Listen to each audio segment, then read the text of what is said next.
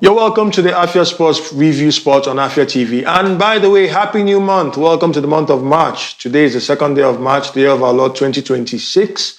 And it's great to have been privileged to witness all the blessings of God Almighty from January and February. And now here we are, beginning a brand new month. And it's not by might, it's not by power, but by the help and grace of Almighty God. So welcome, guys, to the show. This is the Afia Sports Review Sports. You watch us on the frequencies that have not changed. Channel 254 DSTV, Channel 748 Free TV, and Channel 17 Go TV. That is Afia TV. It's good to be here, guys. I hope you had a wonderful weekend. Now we start the week proper in grand style. And I am Sisi Emechebe. I'm also known as Sisi the Rabbi, your host for today. And I'm not doing this alone on this review spot. We have a lot to cover in the next 1 hour, thereabouts. And doing this with me, I have the good guys in the house, guys who are sound, men of timber and caliber. There's a timber that will feature one way or the other in this show later on, but not that timber. But men of timber and caliber are here as far as sports is concerned. I'm referring to, first of all, the man that we call the Blessed Zik. He's right here, Ziko Rengene. The Blessed Zik, good to have you. Yeah, pleasure to be here, Mr. Sisi. It's always a pleasure to do this. You know how it goes. Lovely weekend.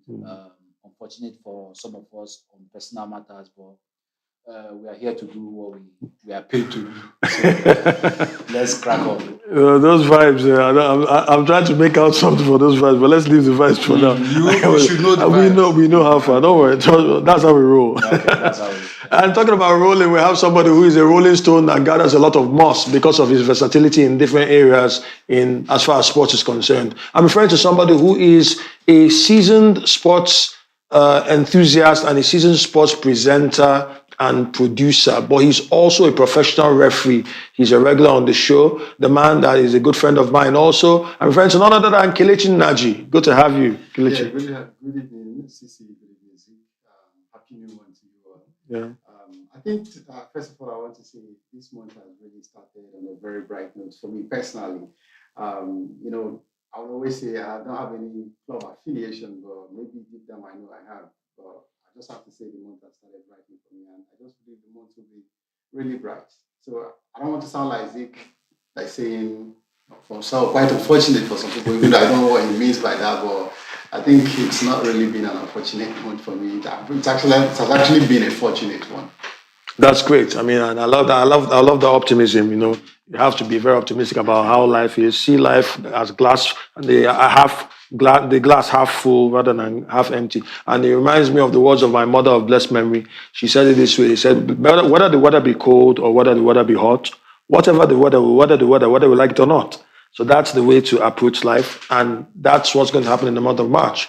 We begin with the headline news, beginning from the Metro and the continent. In the NPFL, the Nigerian Premier Football League, Enyimba Football Club, the most successful side in NPFL history with 9 titles, shared the spoils with 10-man Kun Khalifat after a 1-1 draw in the Oriental Derby between both of them over there in Abia State. Enyimba are really struggling at the moment, and they try to use home advantage, but it was not to be against a struggling Kun Khalifa side who are even down to 10 men. So the woes of Enyimba continue as the club is in turmoil at the moment, and they have to get out of it. But all they could do was prove a point and secure a point against Kun Khalifat. Then talking about points, a person that had a point to prove in the English Premier League was a Nigerian international himself, the nephew of our beloved JJ Okocha, talking about Alex Iwobi. He scored a sublime goal, a sublime winner in a London derby between Fulham FC, his club, and Tottenham Hotspur FC in Craven Cottage, southwest London. He scored after the first goal was scored by Harvey Wilson. Wilson set up the second goal for him, and then he scored a beautiful, sublime goal that went and hit the post and went in there. Richarlison's goal was not enough to prevent Tottenham Hotspur from losing a game that sealed what is popularly known in North London as St. Tottenham's Day. What is St. Tottenham's Day? That is the day when it is mathematically impossible for Tottenham Hotspur to finish above their bitter North London rivals, Arsenal. That's because of the way the results turned out this season, with 10 matches to go.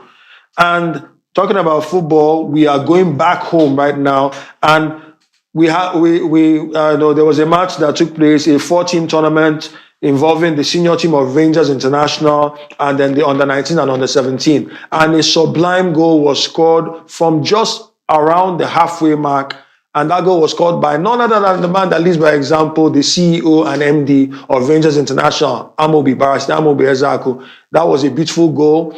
The goal was scored just before the halfway line, a little after the halfway line. He scored the goal and then he lobbed it. It went straight into the net. You can see the video, the clip. It just shows you the nature of the goal. It's not what we told you, and it's not AI. This is live and direct. It went straight into the net. A beautiful wonder goal scored by a wonderful footballer, wonderful lawyer, wonderful sports administrator, to mention but a few of his accolades. It's great to see people who understand the game show their passion, not just in the boardroom, but on the pitch. That's the man himself that we're proud to associate with, Barrister Amobi Ezeaku, the CEO and MD of Rangers International. Okay, now, still on the issue of Rangers International, we're going straight to the news, the main news of the day. And good news to those who are supporters of the Flying Antelopes, especially those of us who are domiciled here in Coal City, Enugu, where we're reaching you around the world. Rangers International, after their recent result in the NPFL, are top of the log. They are on top of the NPFL table, and we're going to give you the results for round of 28 in the Nigerian Premier Football League. El Kanemi Warriors beat Abia Warriors by 2-0. One Warrior stood out above the other Warrior. And then Kwara United beat Wiki Tourists by 1-0. Niger Tornadoes and Warri Wolves could only share the spoils, a goalless draw. Bendel Insurance were the biggest winners in terms of score lines. They had a fantastic game against Ikorodu City. Oga Boys, they turned the boys to Oga Boys. They're no longer boys to men, but now Oga Boys beat them 4-0 with a hat-trick scored by the man himself, that is Oweye Yefa. He scored a hat-trick in that game, and that was what pushed Ikorodu City below where they are meant to have been. Other results included Eimba and Kun Khalifa, like we mentioned. They had a 1-1 draw. 3SC, that is Shooting Stars of Ibadan, went back and then they played at their stadium, against Kano Pillars, 2-1. Now, that game was televised live on Afia TV. Afia TV and Afro Sports have a partnership where every NPFL match day, one selected game is played live on Afia TV in collaboration with Afro Sports, I beg your pardon. And then the studio is open 15 minutes to the game, in this case by 3:45 p.m. So that game ended 2-1. Bayelsa United beat Rivers United 1-0. And then Remo Stars, the defending champions, bounced back and they've got a first win in a very long time by beating Katsina United by 2-0. And currently, as we speak, Barao FC are holding or being held by Plateau United to 1-1 draw. It's a 1-1 draw at the moment, and halftime is... Okay, the game, second half has actually begun. It's the 46th minute right now. Barao FC and Plateau United have a 1-1 draw at the moment. As the table stands, Rangers International, like I said, the Flying Antelopes are top of the log with 47 points. Behind them is Rivers United with 46 points, but they have 3 games in hand because of their continental engagements earlier in the season that caused matches to be postponed. Ikorodu City, after that battering and bruising that they suffered, are still third on the log, but with a weakened goal difference. Nasarawa United are fourth on the log with 44 points. Abia Warriors are fifth. Bendel Insurance 6th. Shooting Stars are 7th. El Kanemi Warriors are 8th. Katsina United are 9th. And Plateau United are 10th. Then Warri Wolves are 11th on the log. Niger Tornadoes are 12th. Barao FC are 13th as we speak. Bayelsa United are 14th. Eimba are 15th, languishing above the relegation waters. And then Wiki Tourists are 16th on the log. Then Kano Pillars, same as Sugida, find themselves in 17th position with 32 points. Remo Stars have 30 points. That's why they're 18th. Kwara United and Kun Khalifa share the same number of points, 29 points, but goal difference separates them and puts the Owerri base side as the basement boys, the atlas of the NPFL table as it stands. The NPFL is looking heated and it looks like it's getting to what a famous manager called squeaky bum time. 10 games to go for the vast majority of the teams, unless, of course, your Rivers United, who now have 13 games to go because they have 3 games in hand over basically every other team there, with the sole exception of the teams that they are still going to play their games against. So I'm going to start with Zeke. Rangers, it's good to see Rangers back on top. The Flying Antelopes. Gordon Obajo was on the score sheet. He scored in I think it was the 18th minute. Then Chidebere Nwubodo scored the second goal. The captain himself, led by example, scored the second goal. They made it 2-0. And Nasarawa United, who are also title contenders because of how they've started this season. They're fourth on the log, but they're still title contenders. They're in the discussion for that. But winning them, how good, how important was this victory to Fidelis Ilechukwu and his boys? Well, it's a very, we'll call it a routine win over a title contender. Okay. Surprisingly, because we expected a much better performance from Nasarawa United. But at the Cathedral, I think that Rangers are actually quite dominant. We see it in the games that they win even comfortably. The ones that they won 4-2, the ones they won 3-0. They make home form count. And when you are going after titles, you have to make sure that the home is a fortress. Yes. Then you pick up, draws, wins away from home. And they have gotten the first anecdote for title winning teams, which is home form, and that's very, very good for Rangers. A couple of weeks ago, remember I told you guys that I don't want to look too far ahead in the table for Rangers, for Ikorodu City, or the Chasing Park, because like you said, everybody's on 10 games to go, but somebody's on 13. So it's as if like it's lopsided and it's not giving a fair reality. So you can only play what the team in front of you, and you can only get as much points as possible. And Rangers so far are doing their own job, and it's a very, very good weekend for them. Very fantastic indeed. Yeah. You can only just keep your head up and do the best you can. And that brings me to you, Kelechi. Rangers are in a very good position at it stands, and that even re-echoes the sentiment of the coach, Fidelis Ilechukwu. Remember, we were together in that press conference where it was the media briefing that he gave us. Then we were talking about that, and then he was bullish about the fact that Rangers are not just there to make up the numbers, that they're in the title consideration and the title conversation, and we're seeing it now. Yes, Rivers United have an edge potentially because they have a 3-game cushion, that is 3 games to play. But like we always say, 3 games in hand do not necessarily equate 9 points in the bag. Yeah. How important is that kind of pressure? Or to what degree do you think Rangers should be sucked into the pressure of knowing that Rivers United have an advantage that they may or may not utilize in the run into the title? Right. I think, first of all, I have to say Rivers United are under more pressure than Rangers.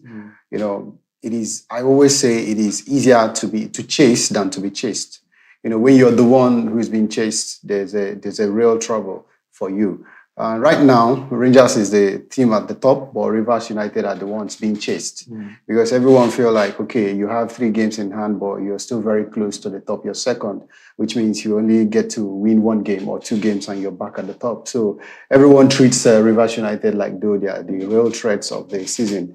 But I think that has also put Rangers in a place where they would really be enjoying it because there's not too much attention, on their side right now. And, Rangers, with the way they've been going this season, I think one thing they have made sure, they've done is that they have maintained their identity. Rangers has never been a team to just participate. Rangers has always been a team to compete. And that's exactly what Fidelis Ilechukwu was talking about the day, we had that media briefing. And even on Saturday, the day before the game, the assistant coach, that's the chief coach, aka Kennedy Richuku, he was speaking to the press and he said, yes, Rangers is in the title, contention. And yesterday at the Cathedral, they actually showed that they really are in the title contention. So Rangers International, they are never there to just, participate. They are always there to compete. And I mean, it's something, you have to give them kudos for because they are doing it really, really well. That is fantastic indeed. So they're a team that is serious. They know what they're doing. They have a manager who is seasoned, who is experienced, who knows what he's doing. And we're hoping and praying that Rangers get to the finish line and do the needful, put enough pressure on the teams that are just behind them and potentially ahead of them, referring, of course, particularly to Rivers United. Yeah. Now, talking about ambitions and moving forward, we know that the Women's African Cup of Nations, WAFCON, will kick off very soon. Don't want to give the full details because of the little shenanigans that are going on with CAF, the conversation regarding whether Morocco will host or not host. No, there are things that are still going to be finalized very, very soon because rumors are swinging around. We're not going to lend credence to those rumors, but we are more interested in the game itself, Jogo Bonita, the beautiful game that's going to take place when the Super Falcons of Nigeria are going to defend their title. Mission X was a success. Mission XI is a dream that hopefully will become a reality. But the first step to Mission XI was getting friendly, securing friendlies against formidable rivals in the Indomitable Lionesses of Cameroon, and is a double header against the Indomitable Lionesses of Cameroon.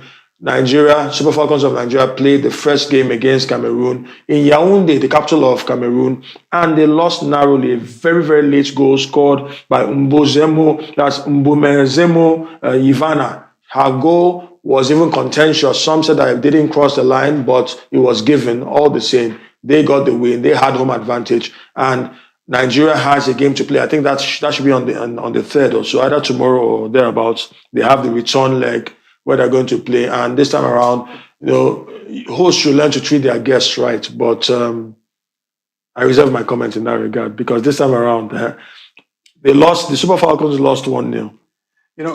But please, I really need to hear what you have to say about that. Yeah, just one thing I have to say about it. I don't want to go all in and start talking about officiating or the ill treatment that the Super Falcons, allegedly got, before and even during the game.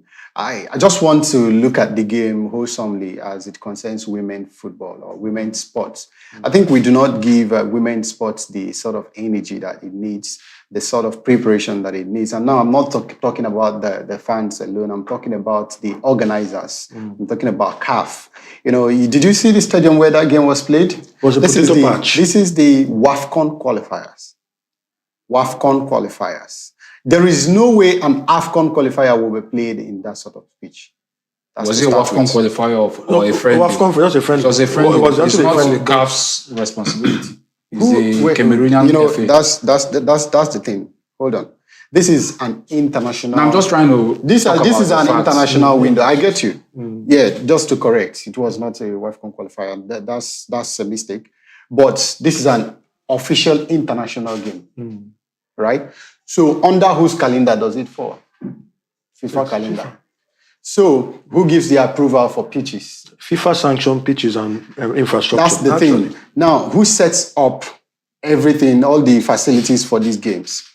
What I'm just saying is, only if we can give the women's sports 50% of the energy that we give to men's sports, it will be more alluring to the people. It will be more attractive.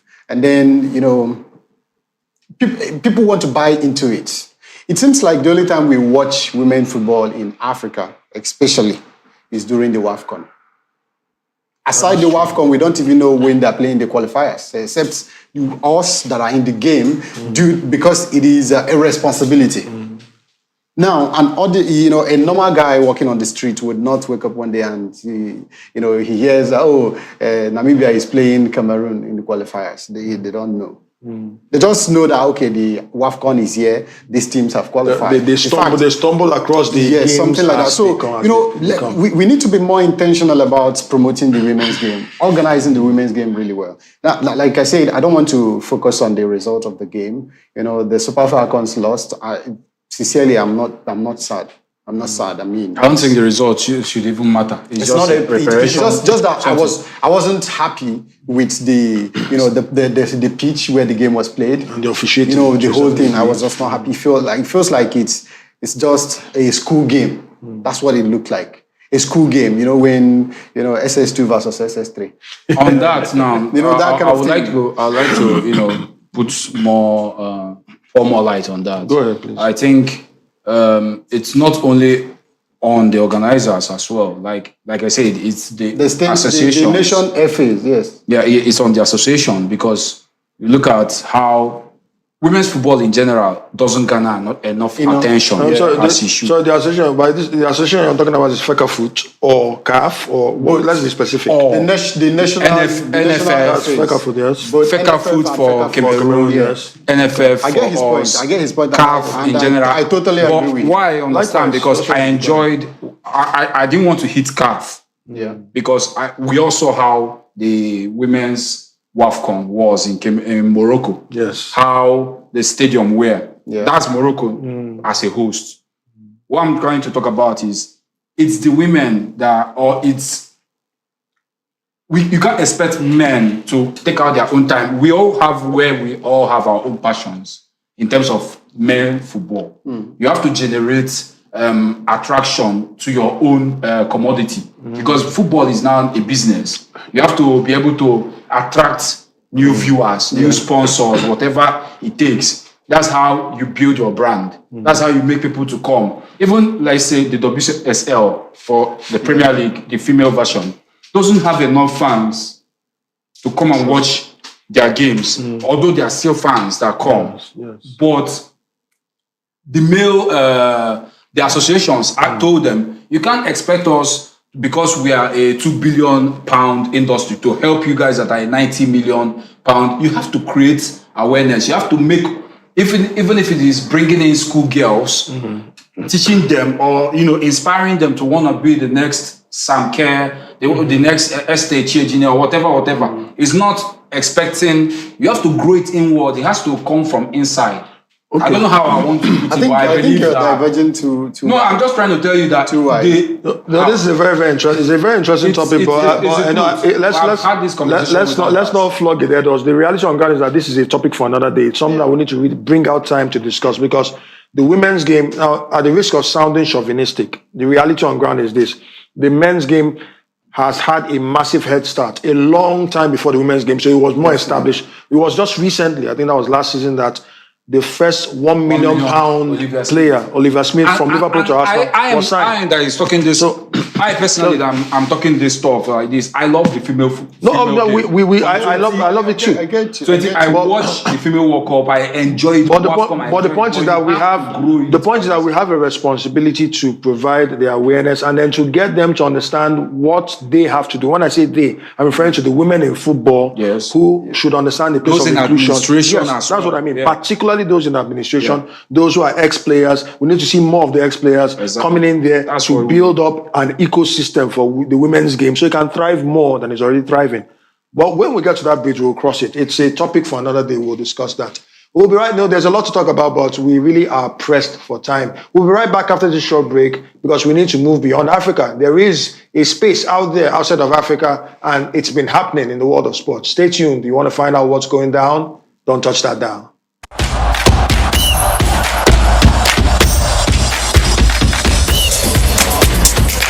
Welcome back to the Afia Sports Review Sport on Afia TV. The frequencies are still channel 254 DSTV, channel 17 GoTV, and channel 748 Free TV. Welcome back, guys. We've moved straight from Nigeria, from Africa, and now we're in Europe, and we go straight to the English Premier League, where match day 28, or rather match week 28, kicked off, and we had some very interesting results. We're going to give you the results right now. First of all, one which was a little bit of a surprise to many: Wolverhampton Wanderers in the Midlands Derby beat Aston Villa by 2-0. That was a shocking result, but also the fact that Wolverhampton Wanderers secured only their second win of the season in the EPL after 28 games. They are going down, there's no doubt about that, but the question is, how hard will they fall? Then Bournemouth and Sunderland shared the spoils in a 1-1 draw in the Vitality Stadium over there in the South Coast. Then Burnley and Brentford were involved in a 7-goal thriller, a very, very crazy game, topsy-turvy in many respects. Brentford were leading 3-0 at one point, and then Burnley pegged them back 3-3 and thought they had a 4-3 win when Zian Fleming scored his second goal, but was ruled off for offside, only for Brentford to score the killer blow, and then he made it 4-3. A 7-goal thriller that tilted towards the side from south of London. Then Newcastle United uncharacteristically lost at home, St. James's Park in Tyneside in the northeast of England, to Everton, 3-2. That was a shocking result for them. Then Liverpool, who are the neighbours of Everton, also got a win, but this time they were at home in Merseyside at Anfield, the red half of Merseyside, where they thrashed West Ham United by 5-2. Leeds United were beaten by Manchester City 1-0. Antoine Semenyo was the man who turned out to be the hero in the absence of the man himself, Erling Haaland. This was a finely fought out game where Man City worked very hard to get that result, and they needed that to apply pressure on the league leaders, Arsenal. Get into that in a bit. Fulham then beat Tottenham Hotspur by 2-1. I mentioned that in the headlines that Wilson scored the first goal, then provided the assist for Alex Iwobi, who then put the final nail in the coffin. Richarlison's goal was not enough to prevent Tottenham Hotspur from a loss, and now Tottenham Hotspur cannot finish above Arsenal in the league in what you call St. Tottenham's Day every single season. Brighton and Hove Albion beat Nottingham Forest by 2-1 at the Amex Stadium over there in the southern part of England. Then Manchester United beat 10-man Crystal Palace by 2-1. Controversy that was involved in that. Lacroix moved from hero to zero. Lacroix scored, the defender scored the goal for Crystal Palace there in Old Trafford, but ended up getting sent off, got a red card. And then the men that scored the goals were Bruno Fernandes, who scored the equalizer from the penalty spot. And then Benjamin Šeško, the Slovenian, grabbed the winner for Manchester United. Then, of course, the biggest game of the weekend had to be the London derby that took place at the Emirates Stadium, where Arsenal, knowing that they had been pegged back temporarily by Manchester City after that narrow win against Leeds United, had to do the job against Chelsea. An uninspiring game, full of a lot of controversy, a lot of issues that came up there. What a game that was pure set-piece FC in motion. Every goal was scored by set pieces. It had almost everything that was involved. You had goals scored from set pieces. All the defenders for Arsenal scored, or rather contributed to goals. Yes, Hincapié inclusive, because he scored the own goal for Chelsea. And the match ended 2-1 with Yoran Timber coming out as the winner for Arsenal Football Club. And that puts the league table a bit open. Every match is like a cup final right now. Arsenal have 9 games to play. The rest of the teams have 10 games to play. And it's looking very, very interesting at this moment. Kelechi, obviously the game that stood out was the Arsenal game. There were many other games that had a lot of controversy. We know about that. Yeah. Red cards were being shared like candy this time around in 2 particular games at Old Trafford and at the Emirates. Red cards. Chelsea just can't seem to prevent themselves from getting red cards. This is the 7th red card. Pedro Neto's 2nd yellow, which became a red card, was Chelsea's 7th red card. Somebody said it humorously that Chelsea have more red cards than home wins this season, and that is a sad thing. It's not meant to be funny. But Chelsea's indiscipline issues, could it be a major Achilles heel that could derail their ambitions of any sort this season? Because it's looking very funny. I think they've picked up records in almost every competition this season. You really cannot hold Chelsea and say, you can't put your money against Chelsea to go a full 90 minutes without picking up a red card. And that's how indisciplined they are. Under the former manager, Enzo Maresca, a lot of people were saying Maresca isn't managing the team really well because he himself also has picked up a lot of, cards. At some point in the season, he missed a game because he was serving an accumulated yellow card, And now he's long gone, and the new manager has come on, and the problem is still there. So I think it is a serious problem with the team. Chelsea is also the youngest team in the Premier League. So, sometimes indiscipline comes with age. But I'm talking about the younger, generation. There's a time in the life of every man when they tend not to hear so much what the elderly people are saying, or they are too rash with these decisions. And I think that's exactly the problem Chelsea is facing. It's just a natural thing, even though I feel like it can be controlled, but it's a natural thing that a very young team will always have these whole, indiscipline issues. Because, look at the oldest player in Chelsea is 28. Whereas in some other teams, the 28-year-old is just at the middle of the age bracket in the team. So I think the problem with Chelsea and indiscipline is all about age. Really? Okay. And sorry, to the question you asked, yes. It's obviously affecting their campaign. Obviously. Okay. Yes. 7 red cards. That is too much. It is too much by any stretch of the imagination. But still on that Chelsea game, because I want to move briefly after this to the Leeds United Man City game. Because there's a reason I want to move there. There's an inconsistency that I noticed there. I would like you to address, from the refereeing perspective as we come into the ref watch section. Now, Arsenal struggled to get that win. This was a weakened Chelsea. And then some have started saying that Arsenal are beginning to show signs of bottling. And there are different narratives that are going about regarding Arsenal's mental strength towards the end of the season. would you say that this was one of Arsenal's toughest games, despite the fact that Chelsea have not really been, they've not really had they've always had the run, they've recently had the wrong end of the stick against Arsenal. They've not won Arsenal in a very long time. They've, I think it should be 9 consecutive games unbeaten in the Premier League alone, and 11 games unbeaten in all competitions for Arsenal. Though in the grand scheme of things, in the Premier League alone, ever since Chelsea last beat Arsenal, that was 2-0 at the Emirates Stadium. Lukaku and Reece James scored 2021. The second game of the season. I remember that. That was the Brentford season. Ever since that time, the statistics look very, very bleak in a way. Arsenal have scored 20 goals. Arsenal have, from those 9 games, I think there are 3 draws, either 3 or 4 draws. And then the rest are wins for Arsenal. And then all those draws came at Stamford Bridge. The rest wins at the Emirates. In fact, the last time Arsenal conceded a goal at the Emirates, that is a clear goal at the Emirates from a Chelsea player. That Chelsea player is now an Arsenal player, referring to Noni Madueke. He's now an Arsenal player. So that's how difficult it has been. It was an own goal that was scored yesterday, by the way. Let's just a reminder. But looking at it very well, when Arsenal have scored 20 goals to Chelsea's 8. But still, that team, even Chelsea weakened, they looked stronger during certain spells of that game. How do you make it add up? I want you to give us an idea of how to balance that kind of thing, because Arsenal have enjoyed dominance in terms of results, but you won't really say that they've enjoyed dominance in terms of performances consistently since that time. How do you? You're trying to rack your yeah, I'm trying to wrap my head around it, because it was a win, but it was not a straightforward win. Everybody knows that by watching that game. What are the reasons for that?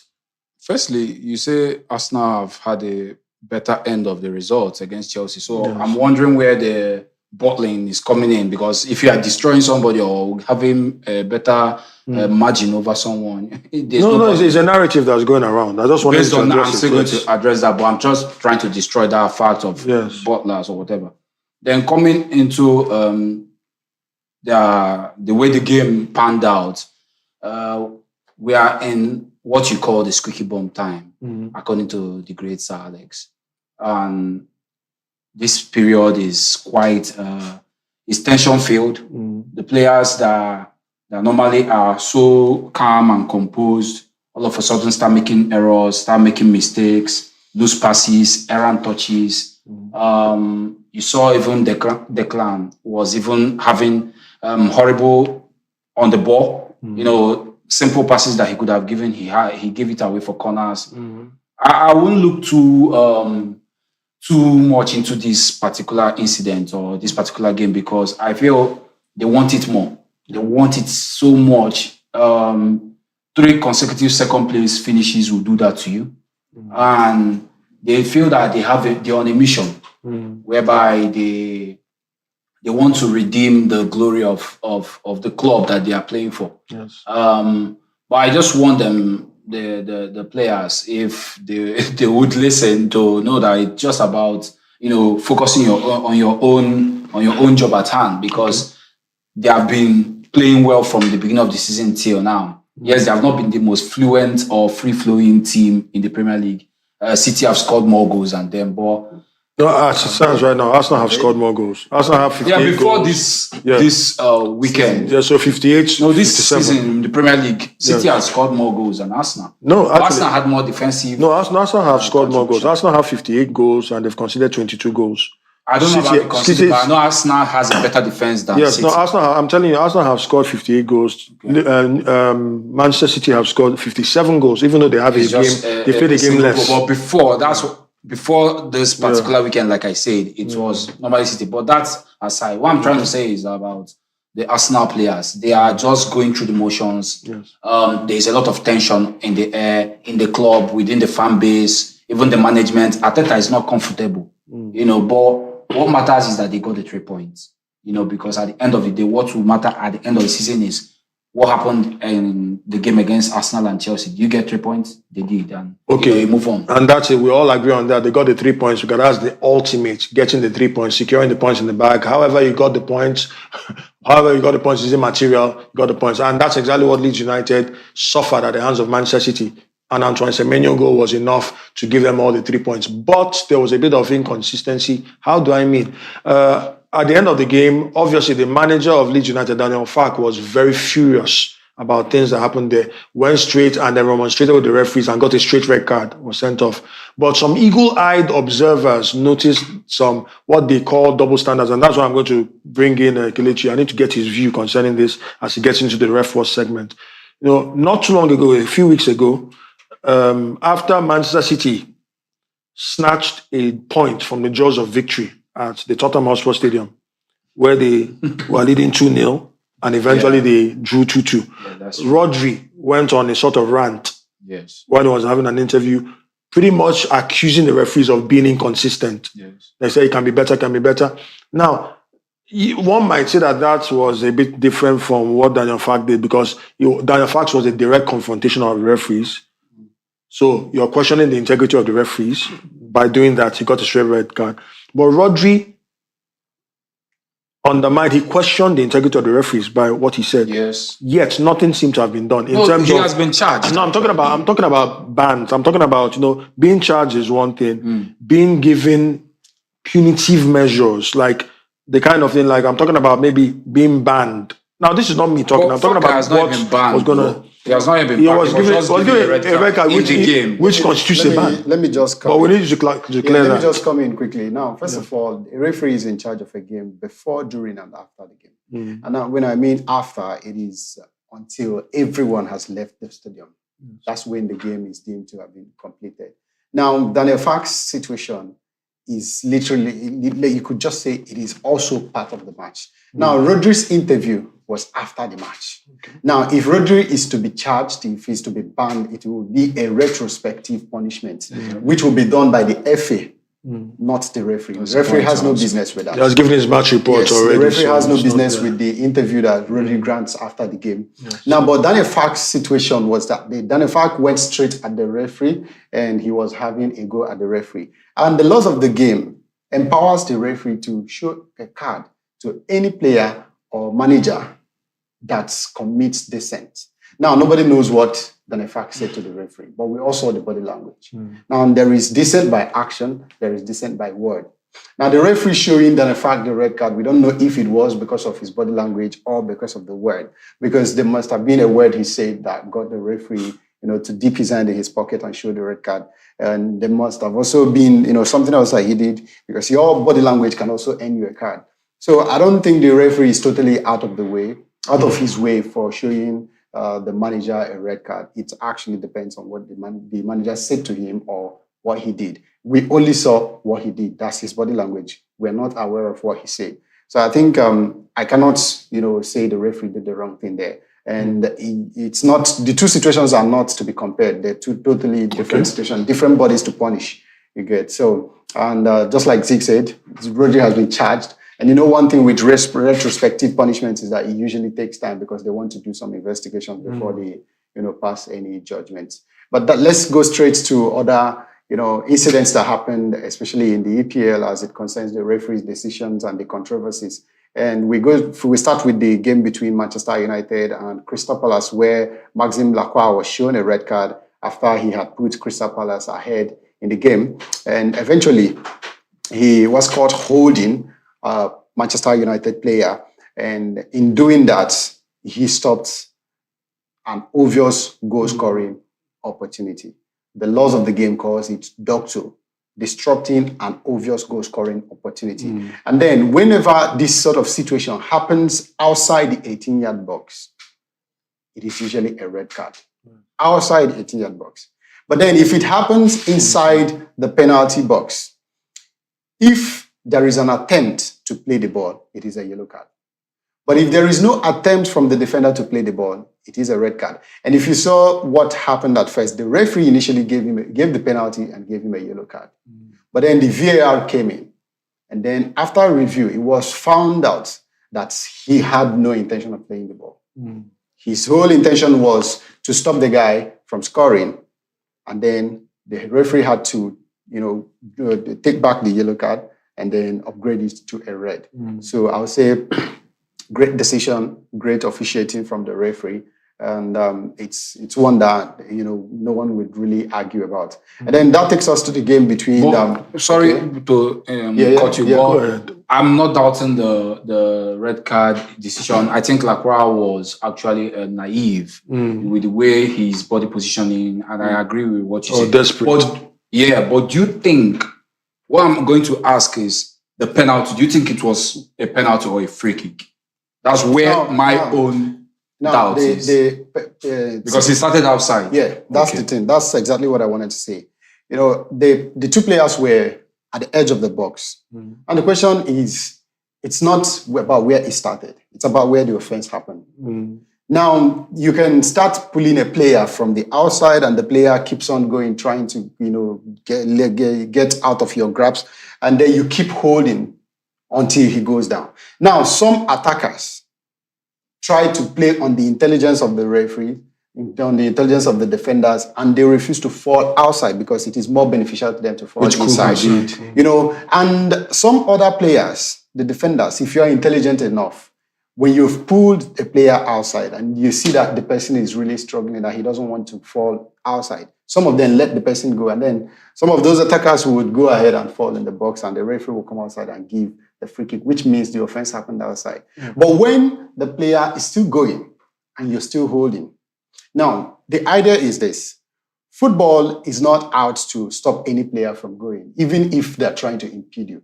If a defender is trying to impede an attacker and the attacker is bent on going and he keeps trying, it means he still has the chance to go. If the defender continues to, try to impede him, he is punished at the moment the player goes down, because that is the time the player could no longer have the chance to continue. So in that point, Lacroix continued holding Cunha until Cunha could no longer move.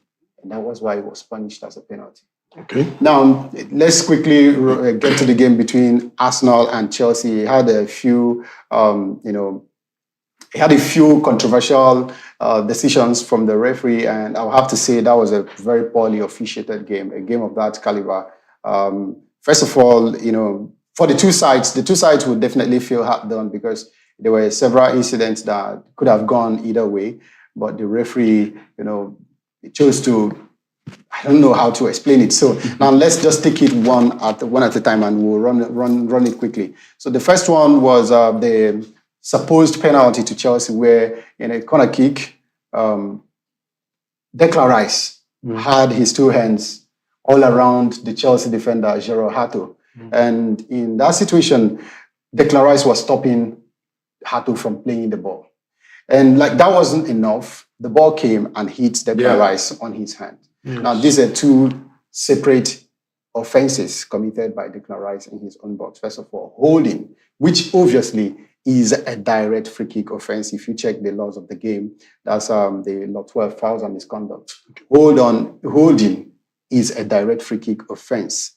And every direct free kick offense which is committed in the 18-yard box is a penalty. So that should have been a penalty. But even if they were to say, okay, let's look away from the holding, there was also a handball in that situation. For whatever reason, the referee didn't check it. He didn't give the foul.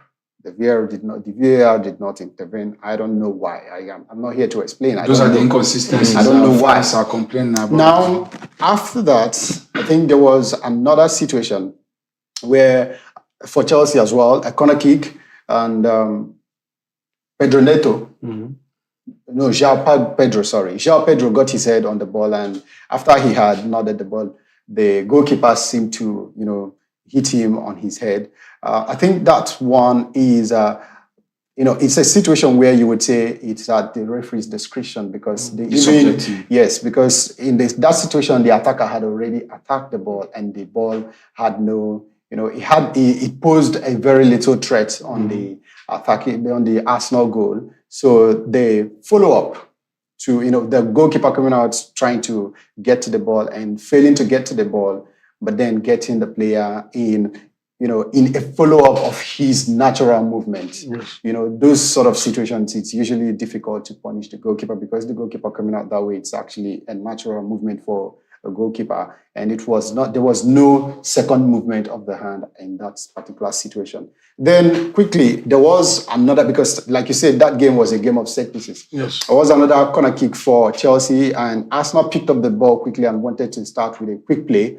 And, Arsenal had already beaten the Chelsea press and had one man running at the Chelsea goal. And that was supposed to be a promising attack for Arsenal. But then the referee gave a free kick in a separate incident, an incident that was not happening at the same place where the ball was located. Yes. Like the ball was so far away from the place where the incident happened. It was Kopama who impeded Bukayo Saka's run, and the referee gave that foul and showed a yellow card to Kopama. In that particular situation, the referee had actually stopped a promising attack for Arsenal. And you know that in the laws of the game, it is all about let the game flow, allow the goals be scored. The laws of the game does not celebrate fouls, it doesn't celebrate yellow cards, it celebrates goals. Yes. So Arsenal were denied a promising attack in that particular situation. And then the last one, which was the red card that was shown to Pedro Neto. The second yellow. It was a second yellow card. It was another quick break by Arsenal, a potential goal scoring opportunity. And Pedro Neto stopped that. And, that was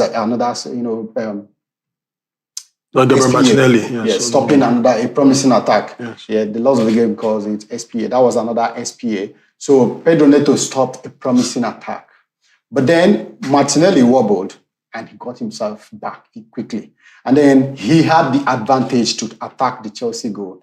And when he seemed to have, broken through from the defender who was trying to stop him, the referee sounded his whistle just to make sure he gives the second yellow card. Now, it begs the question, is this red card more important in the game of football than a goal? If you saw that game, you would realize that the Arsenal players, the Arsenal management, the Arsenal bench, they were not happy with that decision because they really thought that was an opportunity for them to score another goal. But the referee stopped the attack just to show a red card. Now, naturally, what the laws of the game advises a referee to do in that situation is to let the game flow, let the attack go on. If that opportunity is wasted, you come back and punish that offense.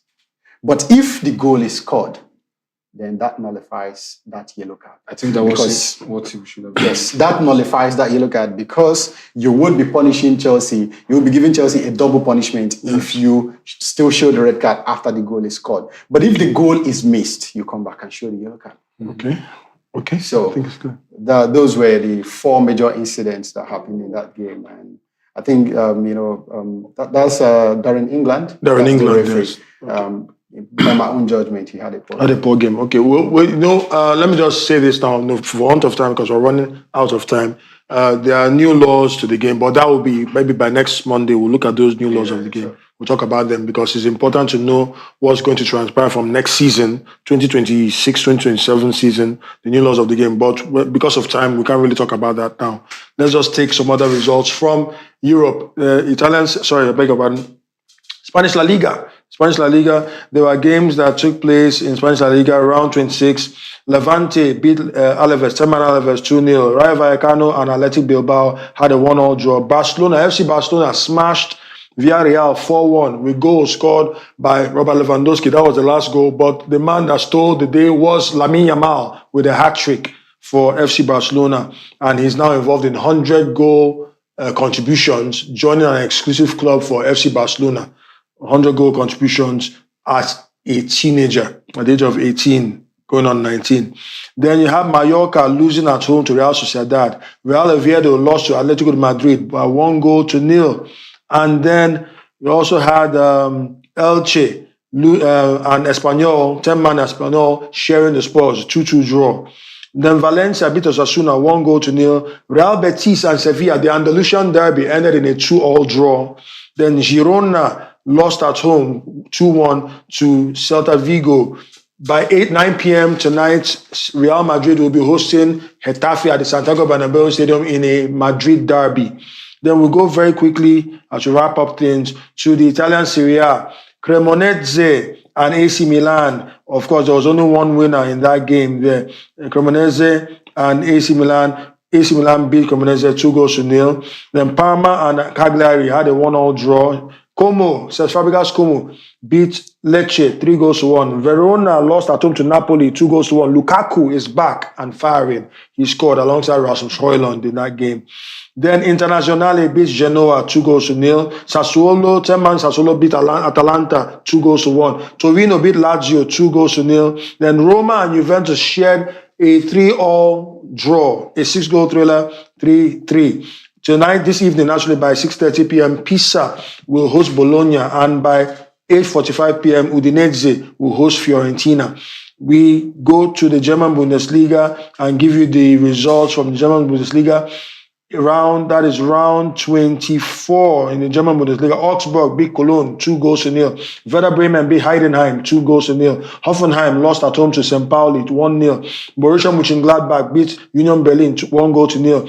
Bayer Leverkusen and Mainz 05 could only share the spoils 1-1. Then Borussia Dortmund and Bayern Munich were involved in their classic at the Signal Iduna Park, but it was a 5-goal thriller in the favor of the Bavarians. Bayern Munich grabbed the win, 3-2. Stuttgart beat Wolfsburg 4-0. Frankfurt beat Freiburg 2-0. And then HSV, that is Hamburger, lost at home to Leipzig 2-1. And then we end with the French Ligue 1. In the French Ligue 1, we had results from the French Ligue 1, and that's the